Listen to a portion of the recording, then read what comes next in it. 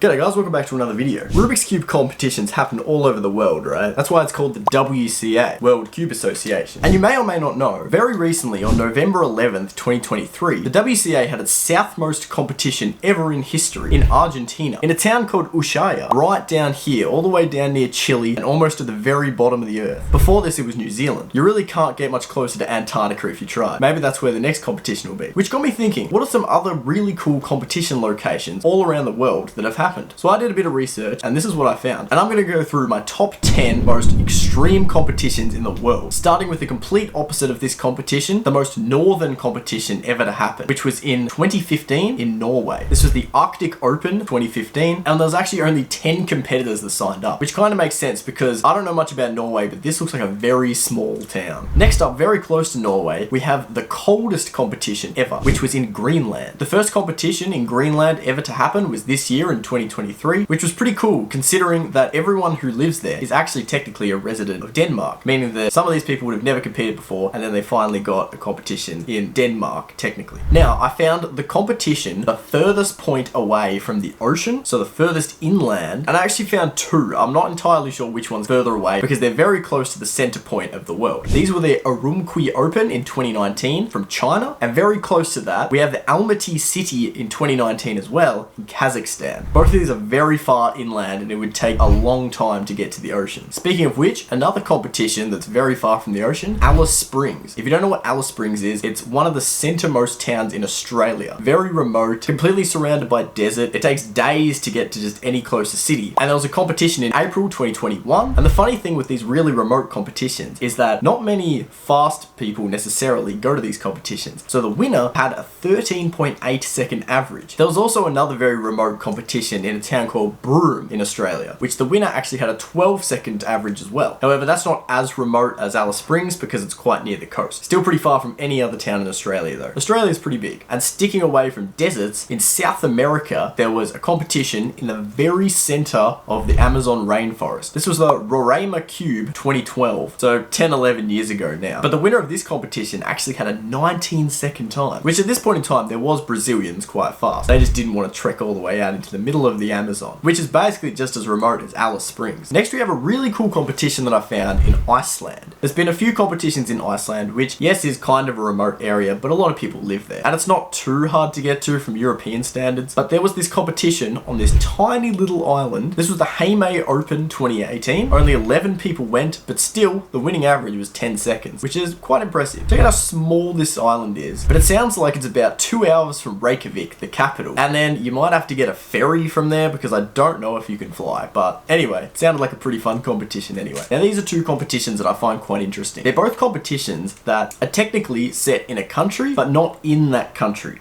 Let me explain. So if you didn't know, the country of Spain in Europe owns a few islands in Africa. These are called the Canary Islands, and there was a competition in 2016 in the Canary Islands, which is kind of like the Greenland competition where it's owned by Denmark, but in a completely different continent. There was also a competition in Curacao, which is actually in the Caribbean, which is technically Central America, Northern America, depending on how you want to call it, but Curacao is actually owned by the Netherlands. So anyone from Curacao who competed in that competition was actually signed up as a Netherlands competitor. Same with the Canary Islands. If you were from there, you're Spanish. The people from that island obviously knew that already, but it's still kind of interesting. Alright, two more competitions that I find really fascinating. There was a competition in South Korea in 2015 called the Good Cube Show Korea. And there's been a few competitions since, but none of them have got as close as this one has to North Korea. Now, I thought the closest competition to North Korea would be somewhere in China or Russia, but this one is 14 kilometers away from the North Korean border. I actually went to the North Korean border and solved a Rubik's Cube, which was a really cool video. Go check it out. But basically, this was in a little town right near the border. Maybe there was even some North Koreans who hopped over and competed, who knows. And finally, this one's a set of competitions that I find the most interesting to me. So I made a video recently about the most recent competitors to join the WCA, and I noticed that there was 2 countries left in Europe that hadn't ever had a competitor. These were the Vatican City, for obvious reasons, and San Marino, kind of obvious reasons as well. Very tiny tiny country right in the middle of Italy. Just a side note, after recording that video, Cameroon has had a competitor in a Kenyan competition. But anyway, why I bring up San Marino is because there has been not one, not two, but 6 competitions in the country of San Marino. This goes all the way back to 2016. There was one in 2016, 17, 18, 19, 20, and then 2023. There was one this year. But still, there's been no competitors from San Marino actually competing. They're all Italian or some other European country. I find it very interesting that they are having competitions in that country, but still no one's competing. Over almost 8 years now, they've had competitions in this country, and still no one's been game enough to compete, which I find very interesting. And I find it funny that the San Marino competitions are called the San Marino Nationals, even though no one's actually a national from that country.